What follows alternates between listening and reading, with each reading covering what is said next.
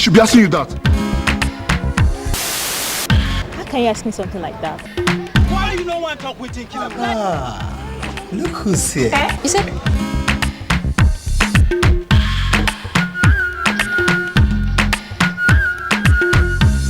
He wants to do the right thing. Waiting there, waiting there, waiting there.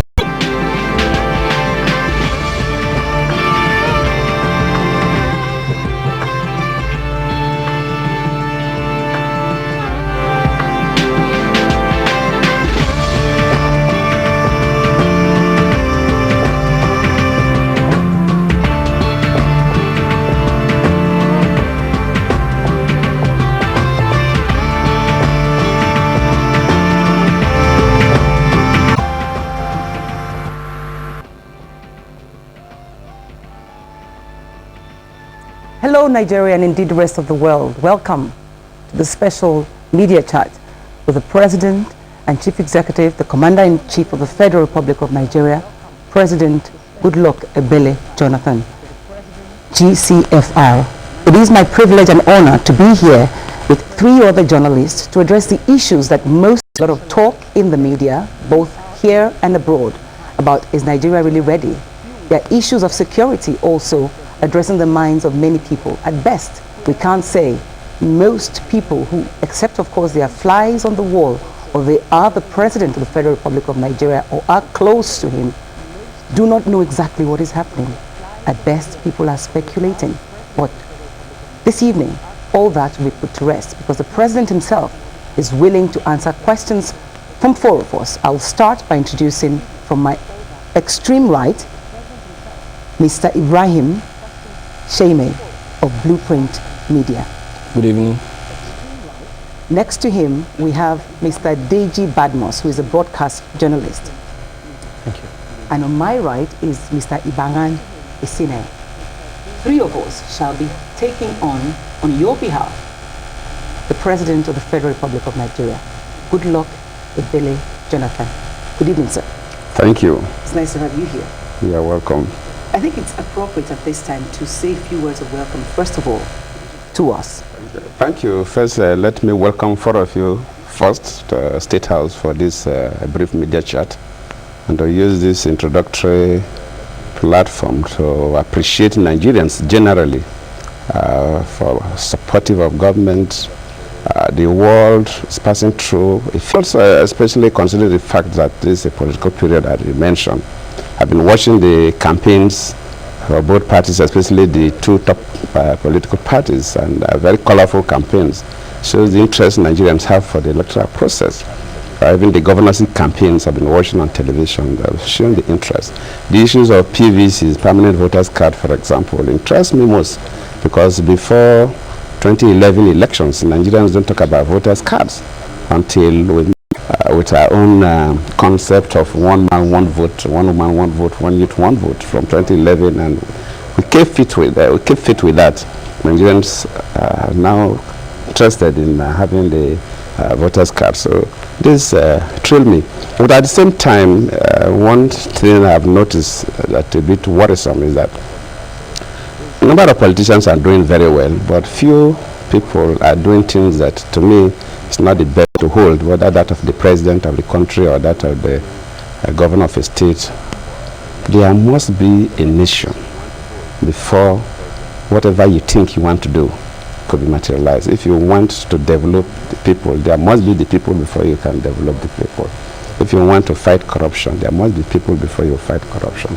Because these are key tools being used for campaigns. But whatever your mission, you must have the people. Well, we thank you most especially because, I mean, from my colleagues before we came in here, we're asking, okay, do you guys have an agenda? Do you have questions for us? And the secretary to the media said, that's not what we're calling here for. We want you to come and ask your questions. So I must tell you that we are here with questions. I personally talked to the driver that brought me from the airport today, and I asked him what his thoughts were. He said he's confused. He doesn't know what to do. Why were the elections postponed? Was one of the first questions he asked. And will it still happen? So, and I think that's what's very uppermost in a lot of, you know, of the dates.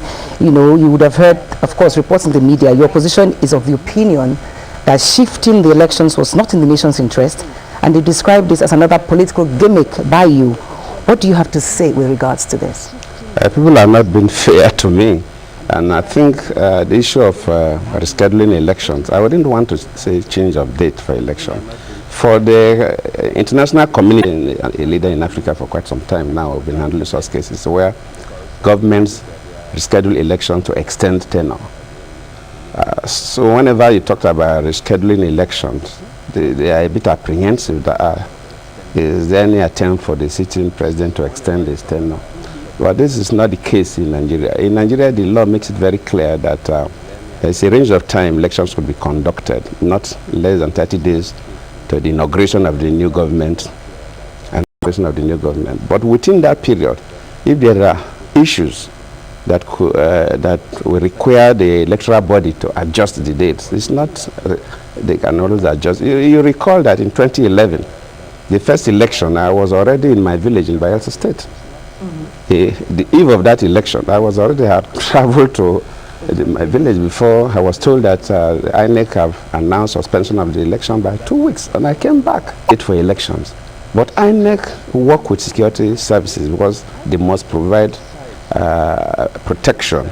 The security services help to carry their materials, like the Air Force help to carry their materials, the Navy help to carry their materials, and of course mainly they have to protect the staff of INEC, of course, ensure peace and security in the country. And you also remember that in 2011, when nobody even expected any crisis, 10 young people were just slaughtered.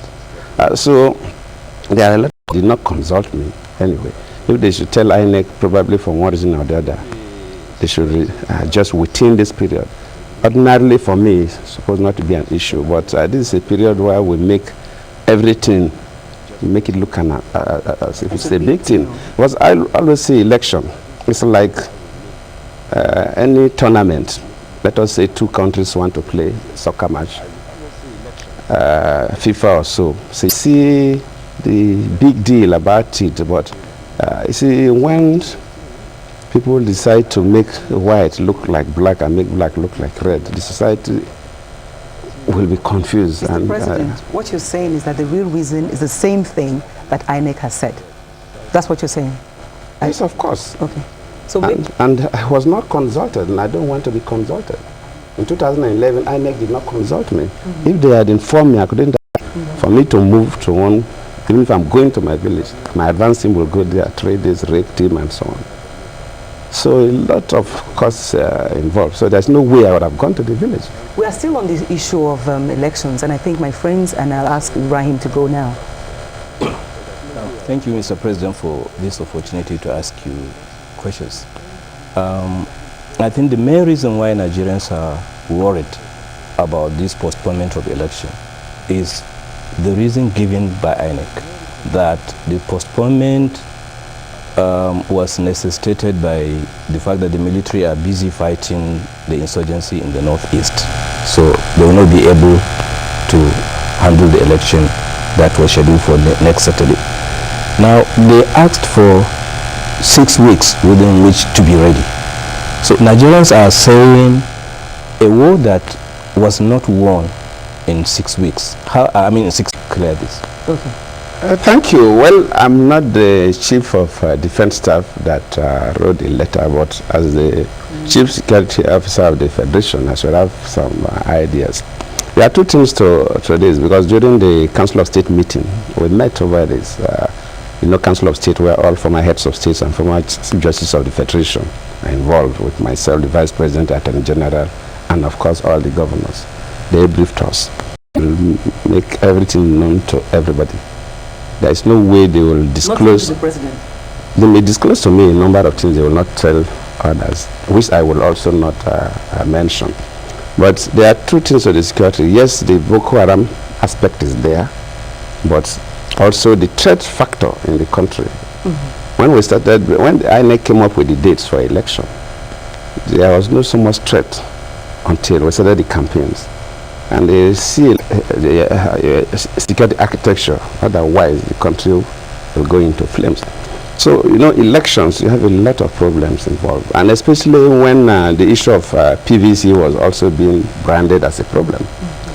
To INEC, from what Jiga mentioned that they were a bit ready for the election. A bit? Yeah, of course, they said they were ready. But to me, I use the word a bit because as to 2011, all Nigerians who were interested in voting had their PVCs. 100% of Nigerians who registered to vote had their PVCs. The day we held that meeting that led to this adjustment of dates, in Lagos, for example, only about 38% had PVCs. That means that if you conduct election in Lagos, 62% of people who want to vote will not vote. Don't you think that there are security implications in that area? 70%, some state 38%. So those who monitor the intelligence services and the security services know the security implications about some of this. The ordinary people may not see it that way. But in terms of the Boko Haram too, because we are very hopeful that in the next weeks, of course, monitor and see from tomorrow, the movement will be much faster. The reasons are very obvious. We find it difficult then to really contain the Boko Haram the way we ought to have done, because we did not get the required equipment we needed, some platforms both for the Army and the Air Force. Luckily, we've really gotten substantial quantity of these for now. But one of the key problems is that our neighbors were not too committed. I had several meetings with the president of Chad, for example, who was also willing to send troops, but it's illegal backing. So we're on that. So until when the AU met, and now AU passed that resolution, so it's now become legal, and that's why Chad has moved in now. Cameroon has moved in. So you really see that there is no hiding place for the Boko Haram again. You see that a place like Adamawa, before this time, you had about 7 local governments that were taken over by the Boko Haram. As we are talking, only Madagali that is remaining. Adamawa state will be completely removed. Even if it is issues of election, we can conduct elections in Adamawa state.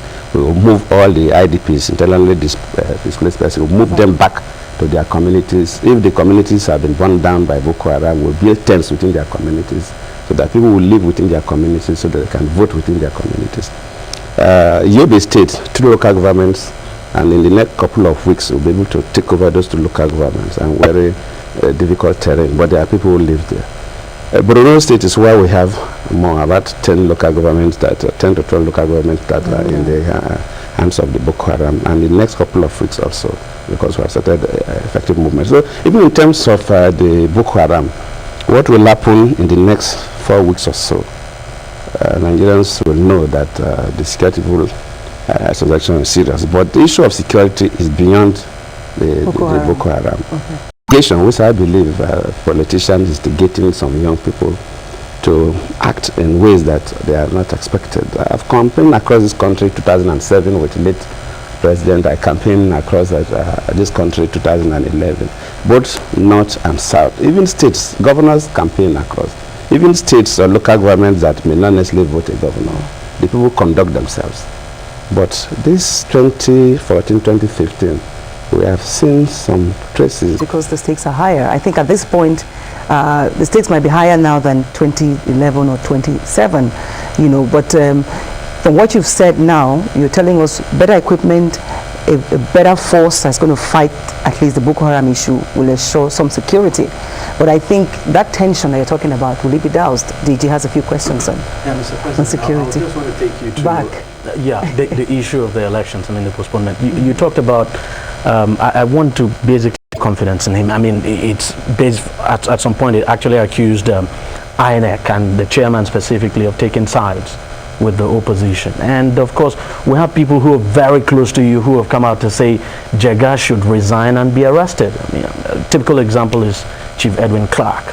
And today, there's a story all over that there's every likelihood that Jega might be removed. The question is this: do you have confidence in Professor Atahiru Jega conducting the 2015 general elections? And are you contemplating any move at all to remove him? How I wish this is a twin interview that Professor Jega himself to do with us. I'm sure he's watching. I could have asked him to answer the question about whether I have confidence in Jiga or not. One thing about politics, leadership generally, anywhere, is that when you're a leader, let us say maybe that person is close to you, yes, that person supports you, maybe you're a fan. And you know from your friends and your spouses, some of them may be my fans, some of them are fans of other candidates.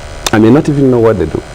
Somebody, a number of people used to tell me that, look, Mr. President, we've been watching their media adverts and so on, that the messaging from your camp is somehow confusing. There are too many of these messages we don't even know. That's why somebody wakes up, they say 10 reasons why President Jonathan should continue, and another person wakes up and say 1,000 reasons why. You don't even know them.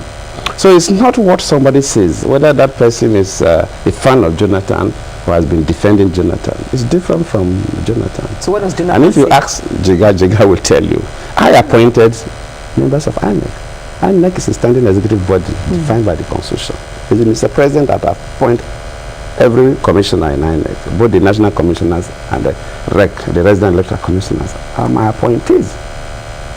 So if I feel that Jiga is not good enough, for obvious reasons, then I can, by the provisions in the Constitution that gives the person who appoints the power to remove. And I've not told anybody that I'm going to remove Jiga. I've never said so.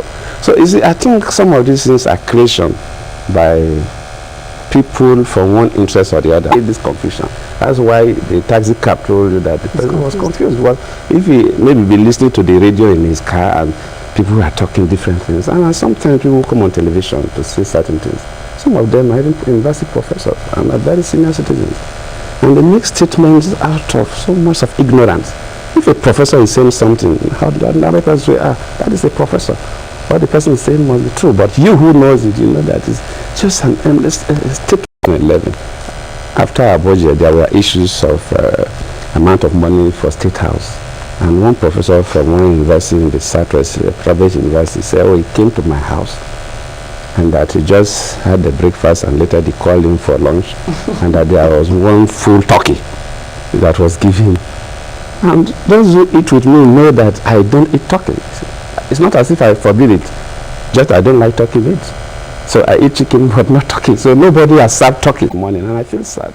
The level of misinformation that goes to the public, especially for the young people, and I feel sad. That is one aspect of this politics that makes me sad.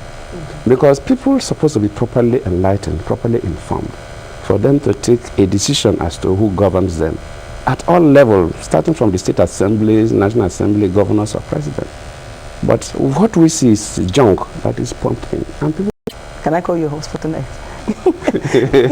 So we're hearing from the horse's mouth. So I think I can see that Manga is just waiting. Premium Times, you know, things are trending these days, and these are online papers. You understand these things? The online people are... Yes, they're very active. Among the that's the benefit of, you know, the telecoms, the growth in the telecom sector, I suppose. But, you know, Ibaga, let's restrict this to elections for now. Let's save security for later, right? Let's do the elections first. Elections. Go ahead. Okay, Mr. President, leaders in the country, leaders of some of the political parties, major political parties, to ensure that the 2015 election will be peaceful. But barely a few days after that, you were pelted in some parts of the north. And then your brothers in the Niger Delta, the ex-generals of the militants, now retaliated by threatening to declare war if you are not president. Are you not worried at the level this thing is going, and the hate speech, the issue of hate speech, and the way politicians, including people in your party, are going? Well, these are the issues we are telling you that when heads of security services in a country say, look, we need to re-examine our security architecture relating to this election. It's beyond just Boko Haram. You will agree with me that that aspect comes people, because I saw some of them attempting to attack a president is treasonable. If you are killed, nothing anybody can do globally. It's treasonable offense. So they will not do. They will carry young boys. The president is protected by soldiers, not just police. Why do they use soldiers to protect the president? The president is the only office holder that is guided by soldiers. Every other person, including the vice president, is police. The idea is that attempt on the president is treasonable of the whole political process that I have observed. But I think we'll get over it. People probably get carried away. Even some of the statements some of us make, not even, I mean, even those of us who want to hold some of these offices, we have been making some provocative statements, which I believe over the period we'll be able to get over it. I believe some people, Nigeria is the president of Nigeria. Regardless. No, whether the election was in 2007 that I contested as a vice presidential candidate, or in 2011 or 2015, it's the same commander-in-chief position that he won. So the stakes are the same. It's just that the difference is that different actors are involved, and the characteristics of the actors matter so much. Even if you look at, say, take the two key parties, APC and PDP, the key actors around Buhari in 2014, 2015 are different from the key actors around Buhari in 2003, 2007, and 2011. And Buhari is the same Buhari. But the key actors around are different. So some of these excesses are because of the behavior of the key actors around the principals. But if you look at me, because I'm a sitting president, that's the difference between me. UN Secretary General calls me regularly. Other presidents call me regularly. They will not call the leaders of other political parties. They feel you are the sitting president, so it is good, whether it is good or bad. It's just like INEC. INEC is an independent body. If INEC conduct this election poorly, it is on my head. If INEC conducts this election like they did in 2011, in fact, I am the one who takes the glory. GEJ doesn't travel much. Wherever I go, heads of state for that office. But I must also protect the state. I must protect the citizens, both the rights and properties of the people. Some other people may not care about what happens to people because it's not their responsibility. But in my own case, it's my responsibility to ensure peace in Nigeria. Can I just ask? Yes, I know that they're itching to cut in there. And just to follow up. Yes, I appreciate that, But what the president is saying, I want to understand it's fine, but to diffuse tension at least for now. But maybe I'll let you go. Yeah, just did that if you were not returned as president in this year, that they would go to war with Nigeria. If those statements come from both sides. Coming from both sides, but I've told you that these are statements that are not new. We are journalists, should know more than me. These are statements that have been going on over the period. It's not the first time you saw statements. But we'll make sure that things are done in a way that you have a role to play, especially my good friend, the online people. See, we have a country. We must protect this country. By all means. We can't destroy this country. And we cannot encourage anybody who wants to destroy the country. So sometimes there is so much pressure on you to report one negative thing or one positive thing and so on. But my play is that, look, without Nigeria, there will be no president. Without Nigeria, Jonathan, I'm not going to be the president of another country. I did assist to be the president of Nigeria. I'm just an ordinary person. So we must protect this country. Whoever wants to be the president today cannot destroy the country. And the supporters, those who are supporting us also, must not destroy the country. Well, I suppose what that means is that your personal opinion is that we need to diffuse tension. The journalists are responsible. And I also... Not journalists are responsible. No, okay, yes, you help us. Yes. And when I said earlier about the stakes being you have a key, because they have a telephone in their hands and they can go online and check out things and information can be going. But however, people must have the correct information. That is my problem. Something that has been going on in recent times. We've been seeing you in the newspapers, going to one pastor or one church for prayers. And we wonder, when are you going to go to the mosques? I like that. You see, as a politician, people invite you for all programs. And of course, I'm a Christian. So Islamic ceremonies, they don't invite me that much. Just like the Christians hardly invite the vice president now. And that is why maybe in Nigeria, the arrangement is that one person has to be a Christian, one person has to be a Muslim. And but I attend Muslim programs, if like youth programs, but not the one that involve going directly into the mosque. Those are purely religious issues. Okay, so The Muslims are about the postponement as it relates to fighting the insurgency. Now, the time frame is 6 weeks. So what happens if the insurgents are still there? That means if the war is not won, do we expect, should we expect another postponement? in other words, is May really sacrosanct? I don't want to cut you off. Yes. 2011, when elections were, became a problem when their leader was killed in 2009, Yusuf. When, as at that time, they were still operating in Borno, they didn't spread that much. But from 2009, when Yusuf was killed in one way or the other, they become cancerous. So even when we conducted elections in 2011, we had Boko Haram issues, you know.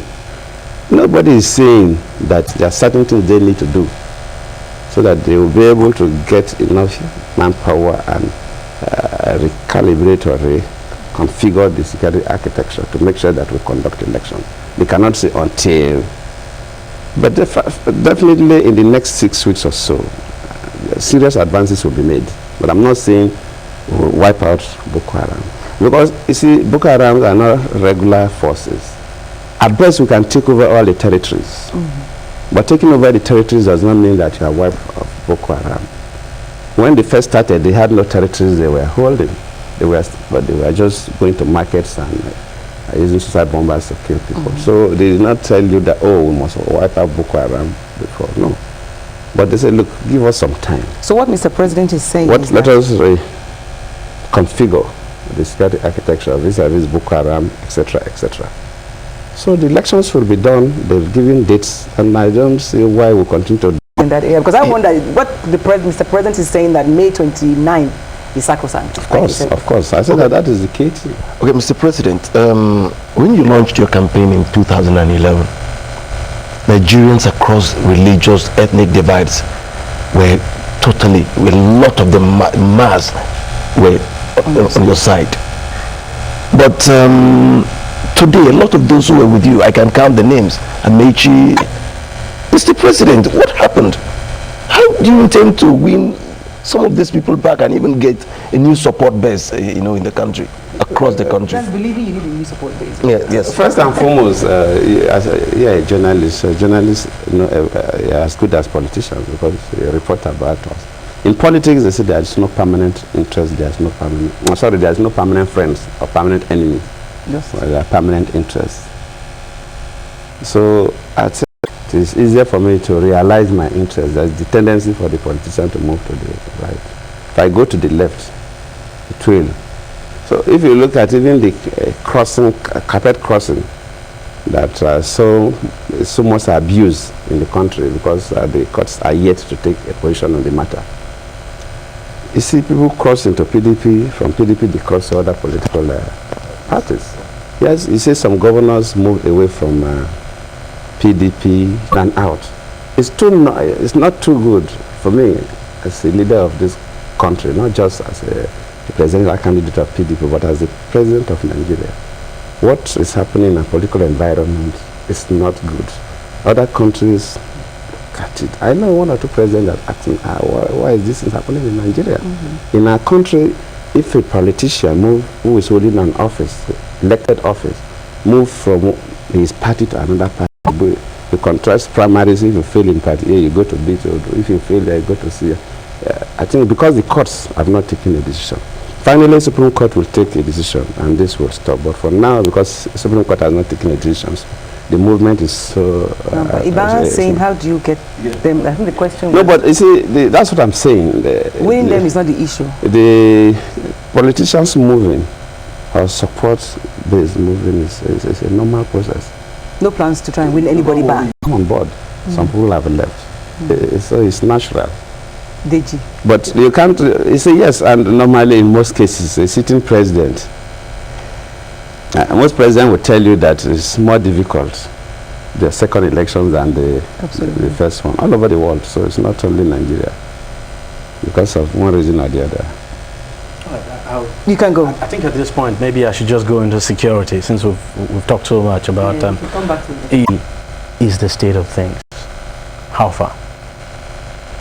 The case of the Chibok girls I believe now that we are working with Chad, working with Cameroon, I believe in the next few weeks, the story of the Chibok girls will begin to get better. The issues of at least rescuing some of them and so on. I believe that, I cannot say that because the disappearance of these girls are taking quite some time. But we have mapped out a configuration now. We're working with our neighbors and we'll comb the whole of that area. So I believe, just give us some time. But the one issue though that bothers me as a mother and as also a woman, of course, was one of the issues that those campaigning for the girls to be found is the fact that how could the president have told us how you actually felt? No, I did not go partying. I think some people try to misinform the world.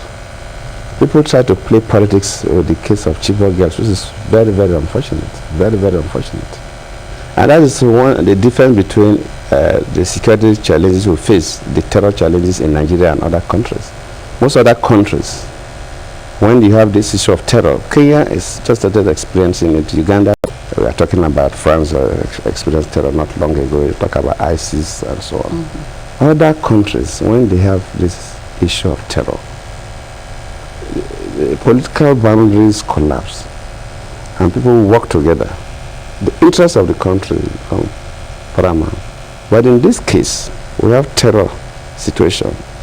Then Nigerians will feel it's better to go to the US, or go to UK, go to France, to appear on television.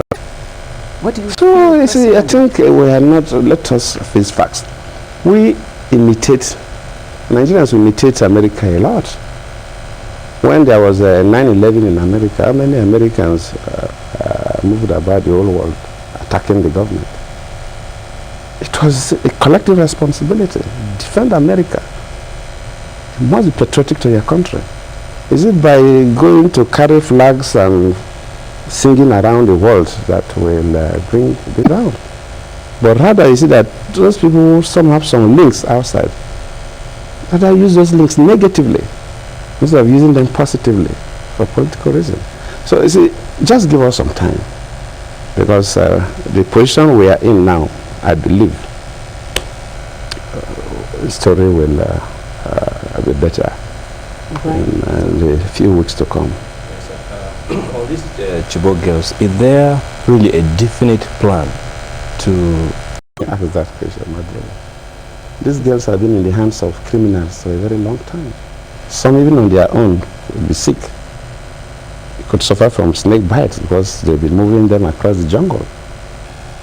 Even those who kidnap people, a number of them die in the process. Not because they wanted to kill the people. Those who kidnap for the purpose of making money for ransom, but some of them die in their hands. That's been happening. So about 200 girls were kidnapped over a long period. You want the president to say, I'm going, definitely I'm going to get to 200 girls alive and give the parents. What I'm telling you is that watch for because of the position now, and I'm quite hopeful. I'm not God, but as the president now, I'm more hopeful now than before. In terms of, yes, in terms of combing up the whole area. Because of what we have now, no human being. And I used to tell people that the number of calls that I receive about this, you need to even appreciate that when I see people, I still have to relate with people as the president. The country cannot collapse. Myself and every other person around me feel tortured. And because you don't know the problem, that in some parts of some of the states, they are even insinuating that the president brought Boko Haram for political gains. And I just can't even imagine somebody insinuating that. So that if the person knows 1/4 of the problems I carry because of this Boko Haram, he will not even feel sorry for you. Make that kind of a statement. But these are painful things. These are painful things that we have to pass through. There's one particular painful thing that Ibarase must address with you. Yes, like this in the past. You remark that stealing is not corruption. And this issue has generated a lot of controversy. Nigerians are worried. The social media, it becomes something that people talk about and they insult you about. Now, Mr. President, please, can you tell us, clarify what you meant by those statements? My brother, thank you for the president that says stealing is not corruption. But the good thing is that those who are making that statement, they have not told you that the president says stealing is good. How are we to tell Nigerians that I say stealing is good? But this is the president says stealing is not corruption. Luckily, they did not say the president said stealing is good. And you see, that is why the philosophers said that people disagree, because the primary reason for disagreement is that people use the same word to explain two different things. Because of these issues of corruption, I called a meeting. It's a creation of me, the executive, myself, the vice president, and the anti-graft agencies, ICPC, FCC, and the police. Then I asked the Senate President and the Deputy, the Speaker and the Deputy, then the Chief Justice of the Federation, the President of the Appeal Court, the Chief Justice of the Federal High Court, and for the state courts, we take one Chief Justice per zone, 6 of them. So look, both, though there is in the Constitution, there is men don't come together to tackle this corruption. The whole country is being humiliated. Everywhere you go, corruption, corruption, corruption. When the Chief Judge turned to speak, that was Justice Mustafa, he said that because of this corruption, he took most of the files that talked about corruption. And when you look through the files, more than 80% of them are just stealing. They're cases of theft. But people use corruption to cover. What I'm saying is that if, for example, let's go to the Southwest and go to a typical community in the Southwest, and I look at you and say, this young man is corrupt. They will be looking at the young man. So he's corrupt. They will look at him. But call that young man Ole and see what will happen to that young man. Call him Ole, that's thief. They will stone him to death. Our people hate thieves more than they hate corrupt. Now I've been saying that sometimes we use corruption to cover lapses of government functionaries. Somebody with a bunch of plantain or something. They naked you, they tie snail shells around your waist and flog you across the village, humiliate you and your family. But if you say this man is corrupt, some people don't even know what you're talking about. Apart from well-developed languages like the Hausa language, the Yoruba language, and the Igbo language, some of the smaller languages we speak don't even have the equivalent word for corruption. Ask people. Semantics then? Yes, if you ask some of these smaller languages, what is the equivalent of corruption, they will be giving you some descriptive statements. Called a thief. Ole should be called Ole and be given that Ole treatment. But I don't know what happened. People turn it upside down. Luckily, they have not told Nigerians that the president says it's good to steal. I've not said so. But we are saying that if somebody is a thief, it should be a thief. Don't use the word corruption to cover everything. Somebody who is incompetent, they say corruption. Somebody, if you thief, Ole is Ole and should be treated as Ole. I'm not saying people should be disgraced. Yes, I'm not saying people should to cover so many things, and sometimes people will corruption. I'm telling you, just for example, two people should go to a typical Southwest, even in Lagos. One young man or young lady should come and say this person is corrupt. People will look at the person will walk away. But the day you say that this person is holy, or they will start studying that person. So people feel more offended when they say you are a thief. So let's use words that communicate the message. Yes, so let us communicate properly. Let people know. That is almost 80% of them are cases of just stealing and should be treated as, yes. Okay, it's not that stealing is corruption. Yes. Stealing is bad. It's let me say corruption, for example, in a society based on our own values. Two unmarried men sleeping is corruption. But can you compare that to stealing? So the word corruption, we have abused it, and it's no longer making so much sense. Except when I made that statement, I quoted Mustafa. I did not say stealing is not corruption. I said, but Mustafa, as a lawyer, was the Chief Justice of the country. He said he studied, it took time because of this corruption. Because I invited all of them for that meeting. So he decided to withdraw most of these cases about corruption, and he studied the cases, and he said that more than 70%, either they use the word 80 or 70, but I believe maybe more than 70 or more than 80% are clear cases of stealing, and so they should be treated. You see. ICPC is actually the only agency that is set to deal with corruption. Independent Corrupt Practices Commission. ICPC is the only agency that is set out to deal with pure corrupt practices. It's not even EFCC. EFCC is criminal cases bordering on economic issues. And the police will handle cases of stealing. You see, so when you try to cover everything, that means that ICPC is supposed to handle all it. I think people are confused. It's not actually my quotation. It's not actually my quotation. I quoted the Chief Justice of the Federation that time, but it is being used wrongly. But luckily nobody has said, oh, the president said that stealing is good. There's no human being that will say stealing is good, because our people know a thief is somebody who don't want to come near you. So are we identifying thieves in our society now? Of course, yeah. Even if you talk about and convicting people, we have done more conviction within this period than before. But I always say that even if you convict 1 million people, it does not stop this stealing or corrupt practices. What do you think will stop? You must make sure that people don't steal. Don't put the money where people steal, like we've done in the fertilizer procurement. If you leave a goat and a yam or a plantain together, the goat will eat. Digital people. With IT, you can do a number of things. That's why we removed the stealing that was taking place in the, I don't even want to say corruption, the stealing that was taking place in the fertilizer sector.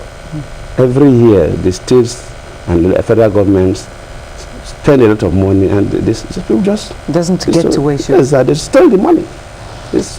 Thieves should be called thieves. My brother. So thieves should be called thieves. Talking about.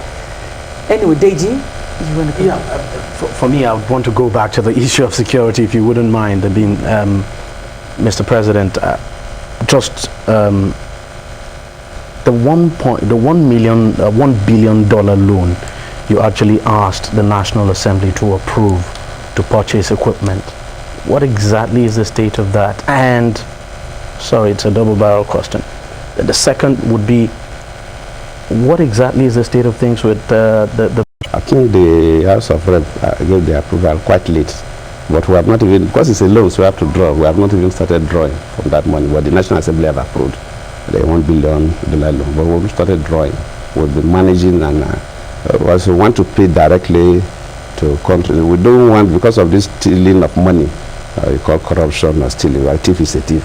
It's just use the word corruption to paint things that are black and look like what we call government to government.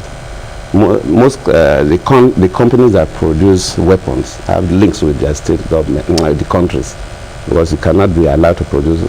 They are not granite. So we are now arranging through the countries, and that money nobody will see. Everything will be from central bank straight to those countries. We've not started disbursing it. The issue of the $9.3 million or so, actually that money is technically, yes, the money came from us, but the money across South Africa became an issue. And of course the matter is in court. I believe they will get the money back, but the matter is in court. South Africa has not returned the money? No, the matter is in court, so until the court process is concluded. It's not as if the government is no longer directly in the because hands of the government government. paid this company. Yes, it pays the company. It's the company that carried the money to South Africa. But the company has not delivered the weapons anyway. Exactly. So. No, they have. Yeah, it's a contract. So it is not the last on the media, because especially in the political period where people paint all kinds of colors, but technically it's not a money, and because the matter is in court, so the money is there. So the company, because it's obligation, so they have to do their best to give us what Ibrahim has been itching. Yes, I want to ask a question related to this one. Which one? 9.3? Yeah. If we remember, one of the reasons why the transaction had to go like that was purchase of arms from American companies, either in America or in Europe. Now, Mr. President, you have mentioned earlier on this night that Nigeria has procured the right arms to fight this insurgency. So I wonder if you have mended fences with the U.S. government and you were able to purchase arms from American companies. In terms of weapons, in a nation like Nigeria, you can never get enough. I say we have National Assembly have approved, we have not drawn. But in terms of, the issues of the American companies is they felt that there are elements of human rights abuses in Nigeria that are soldiers. That is the insinuation that has been there. And that if they sell the weapons, it could be used. And because of that, they are restraining. But we are getting different companies, different countries that also get exactly this glass. You may get a similar one. May not be as good as this, but will help you do your work. But I don't need to come and enumerate the countries that are helping us and so. But we have gotten some equipment from other sources that, at least for now, we can move faster than we've been moving. And watch out for the next 3 weeks. Ibanga? All right, Mr. President, there are insinuations outside there have said if you lose the election or the other party wins, you will not hand over. And especially at the social media level, and they express so much concern that you don't want to relinquish power, you will not, if the election does not come your way. Can you explain this? If in 2011 I said that I will conduct free and fair elections, but within this period, the number of African sitting presidents have been lost election. But I said I wanted to create the history to be the first African president that will lose election, but let the world know that the elections are free and fair. Then I just concluded the late president's tenure. I was just a president for about a year, acting for some months then. But I said that I would be happy to go home. That this nation is more important than any human being, and I still maintain it. Anybody who wants to hold this office of a president or any office, say that I was ready to conduct free and fair election, and if I lose, I'll go. We're not to talk about now that at least Nigerians gave me the opportunity to be here for 4 full years. So if the elections are conducted and I lose, of course, they will inaugurate a new government. There's no way you say, okay, if I lose, I will not hand over to. No. I think unnecessary insinuation. Those are the things that make your cab driver to be a bit wrong information that is floating in the system, especially in the social media, even in the normal media, both television, radio, and even the print media. What you read in the papers, sometimes you feel sad. Well, you are with us now, so we can clear a lot of things. So it's an opportunity to do that. So we're glad the Nigerians are hearing from your mouth, a thief is a thief. Yes, a thief is a thief. Don't paint it with corruption. If you go to my village and say this person is corrupt, they will just be looking at you. They don't know. They will not know what you're talking about. And we're going to face. So, but if you, of course. But I wonder that severally. The elections, the rallies you just conducted, you just rounded up your rallies. So what are you going to be doing from now till? Not quite. We are yet to go to UB and we are yet to do the Abuja rally. Only two. Because, yes. In fact, somehow, the key political parties, I think APC too, because the last day I had a conversation with General Buhari, the day we had the Council of State meeting. He said that they are also yet to do UB Bruno. And of course, all of us let us hold on, because depending on the security issues, if elections are adjusted, then of course it's better to do the remaining one, maybe closer to the election. But election is not all about open rallies. Open rallies are more like ceremonies. But a number of other all the political key actors are going around, go to different programs, meet some individuals, and so on. So those conversations are going on. I believe close to the elections, you see that people may do some few rallies. Who are you reaching out to the most? People like you. Women or? Women and youths. Because you control more than 80% of the voting population, the young people and the women. So, well, it would appear I love security, and I'm going back. I'm going back to security. Security is key, because without security, I'm happy you love security. No, I think without security, you can't. Time ago, what exactly happened? Were we swindled? Was the government swindled? No, the government was not swindled in any way. When you talk about swindling, it's like give money to people and they disappeared. No, there was nothing like swindling. I know from the beginning of the Boko Haram, in my interviews, people say, oh, engage the Boko Haram. I say, yes, we are ready to engage people, but they are faceless. During the Niger Delta crisis, some of these Niger Delta key leaders, the first day when I called the meeting and some of them, when they introduced themselves, I was just looking at them. I was deputy governor in Niger Delta, I didn't know them. What I'm saying is that when the president then invite them, they come, because they are known characters. They have a reason to do whatever, whether rightly or wrongly, they had a reason. And when they invite them, they appear. For the Boko Haram, no, they will not appear. I visited, as a vice president, I visited one of the strongest military camps with weapons or with security. The security people said I should go back, I should not go. I said I will go. The people who follow me, none of them carry even a revolver. When we got to the camp, there are all kinds of weapons. They were carrying assault rifles and all kinds of things.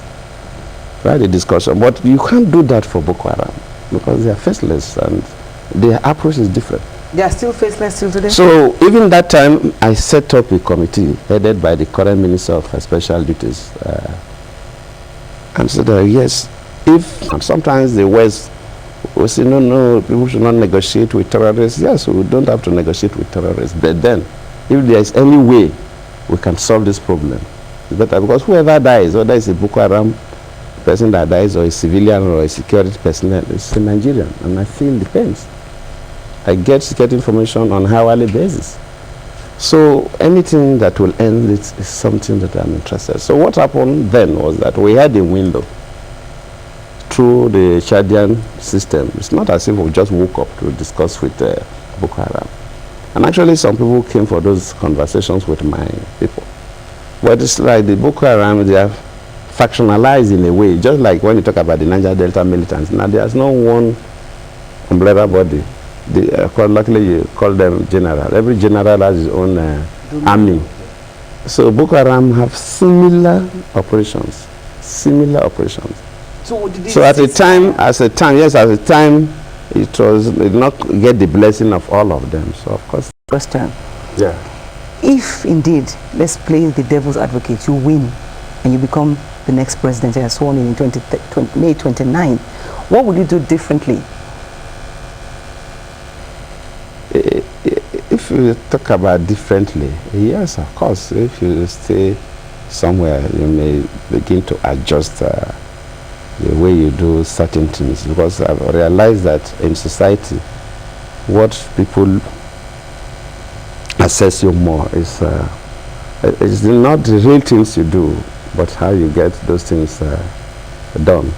Probably because the common story people say is that, oh, the president meant well for this country. Yes, I meant well for this country. Anybody who is close to me, and I'm passionate about Nigeria.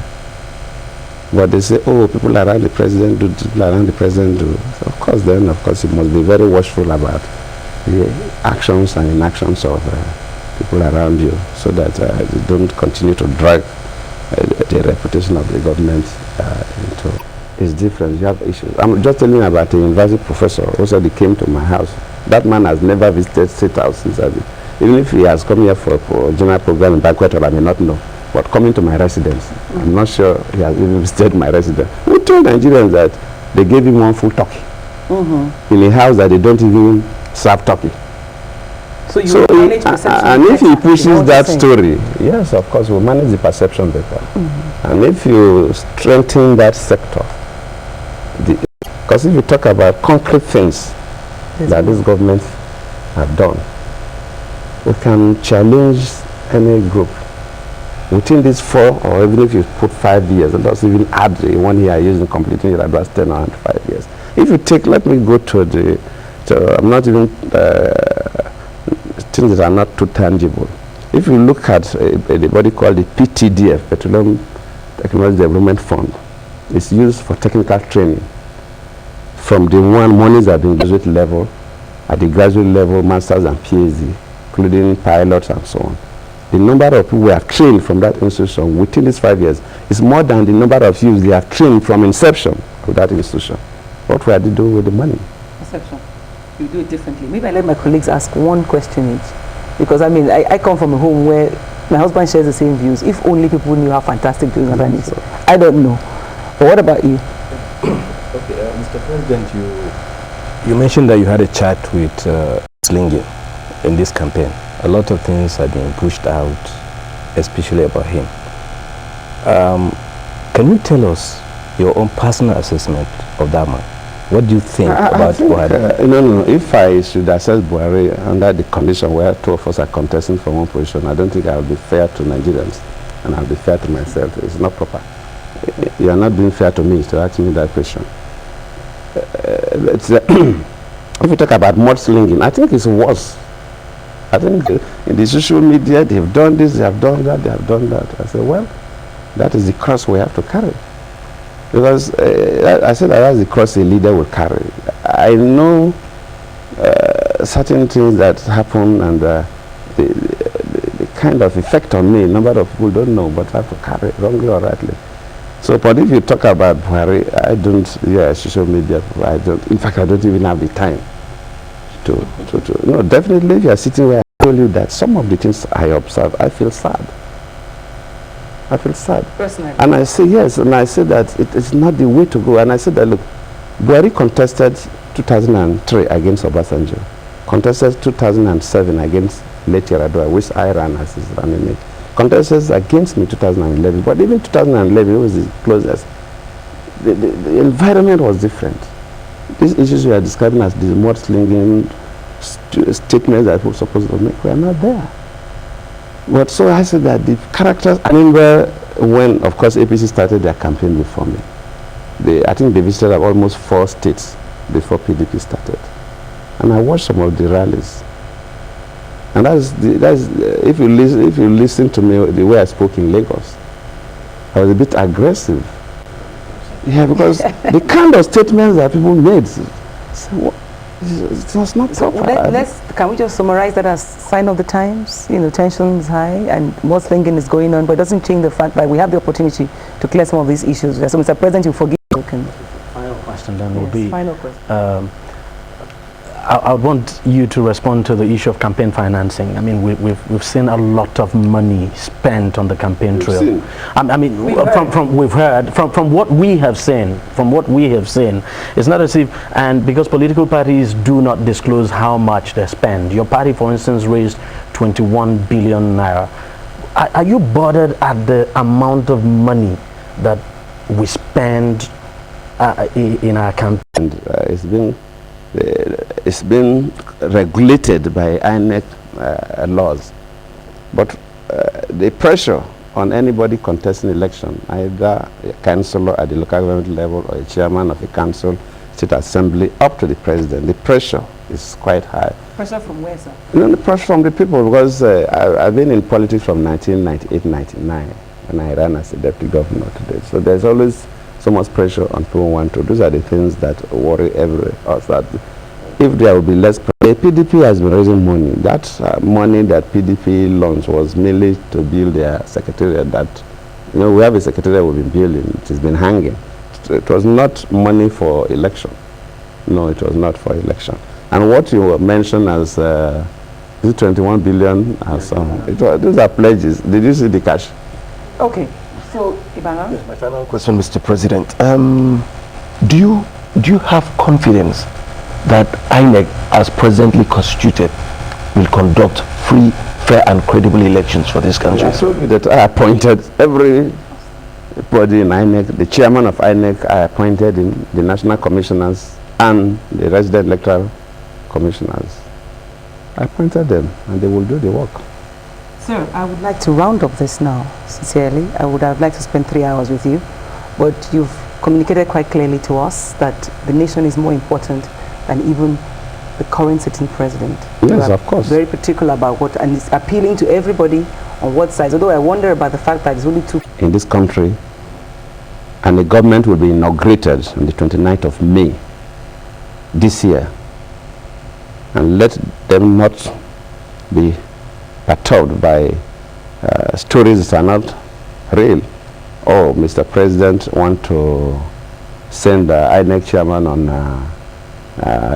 3 months terminal leave and bring somebody that will manipulate elections for him. Yes, okay, so these are stupid things that people insinuate. Those stories, is that if you put rubbish into the computer, it will send rubbish to people. And the stories people read get less than 20% of it, especially in the social media, less than 20% of it that you can really say that this is a credible story. Even if there is some credibility, it's overpainted. The colors they give distort the whole story. And when a story is distorted, the information that that story communicates is always wrong. But let me reassure Nigerians that it's quite regrettable that they have to reschedule elections. For us who are politicians, it's more painful because that means more tension, more this, more that, more sleepless nights and meetings, endless meetings.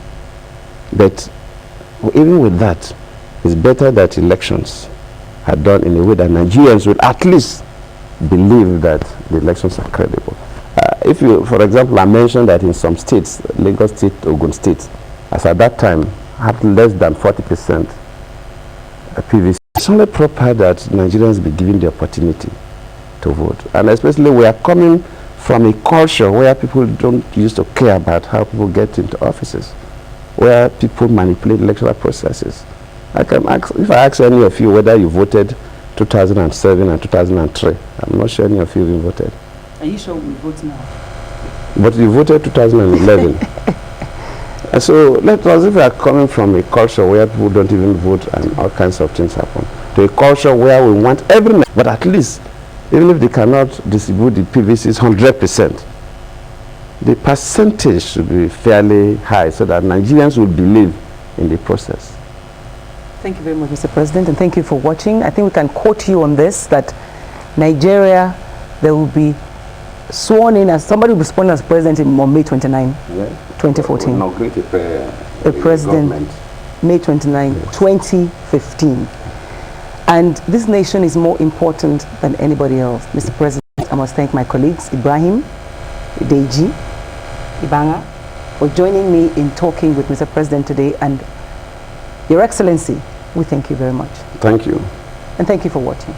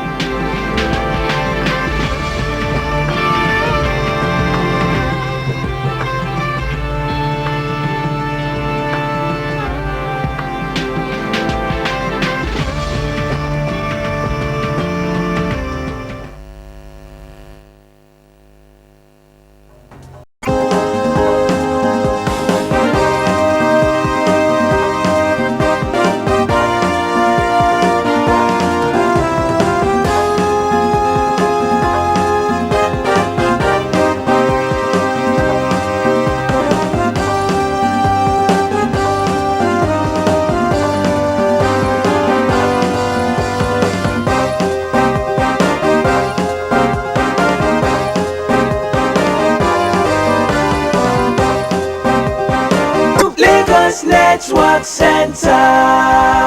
882 Lagos Network Center brings you broadcast service wherever and whenever through our social media platforms, now live on just a click away. Global news, sports, business reports, politics, issues, events and happenings around the world, your favorite past and present TV programs, drama, documentaries, and foreign news headlines. Log on to www.youtube.com/882Lagos. Watch, download, comment, and subscribe free. Available in all smartphones, iPads, and all Android phones. Like our Facebook page, 882 Lagos Network Center. You can tweet us at 882LNC. 882 Lagos Network Center, your reach out station. Say now only you feel buga. I go show you. This matter don't pass, be careful. You dey show yourself all these years, I just dey look you. This time, you go know the kind of person we are. I've been the watch as you dey try scatter my future. The future where are they trying and destroy my purpose, always the agenda, abi? Oh, but you know, Fito, not this time. I don't set my own agenda. I know how well your agenda go fit past my agenda. Because my agenda is strong past your agenda. For this election, the agenda now. It's our future. No violence. Just vote. Set the agenda for this election. No violence, just vote.